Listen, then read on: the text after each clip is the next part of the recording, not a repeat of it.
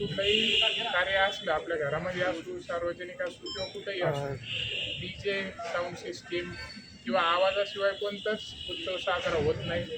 आवाज नसला तर उत्सवामध्ये ते आनंद येत नाही, ती ऊर्जा नसते.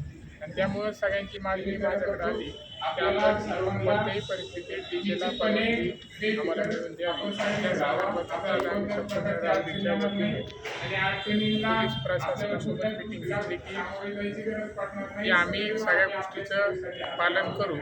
सगळ्या मंडळाची जबाबदारी राहुरीच्या प्रत्येक नागरिकाची, व्यक्तीची, मंडळाच्या अध्यक्षाची, मंडळातल्या सदस्यांची, सगळ्यांची जबाबदारी मी घेतो.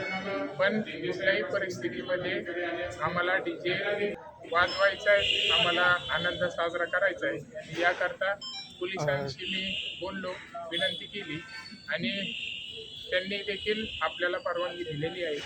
आणि निश्चितपणे सगळ्या मंडळाच्या सदस्यांना, अध्यक्षांना व नागरिकांना मी सांगतो, आमदार कर्डिले साहेबांच्या वतीने एकही नागरिक असू, मंडळाचा अध्यक्ष असू, सदस्य असू, एकही व्यक्तीवरती मी गुन्हा दाखल होऊन देणार नाही, असा शब्द या निमित्तानं आपल्याला सर्वांना मी देतो.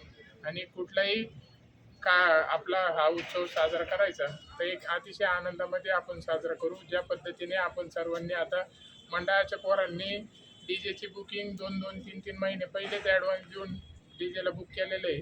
त्याच्यामुळे ते बुकिंग तशीच राहणार आणि आपले डीजे अतिशय आनंदामध्ये वाजणार आणि आपण सर्व हा उत्सव अतिशय आनंदामध्ये साजरा करू, एवढं या निमित्तानं सांगतो. आणि कोणालाच घाबरायची किंवा चिंता करायची गरज नाही.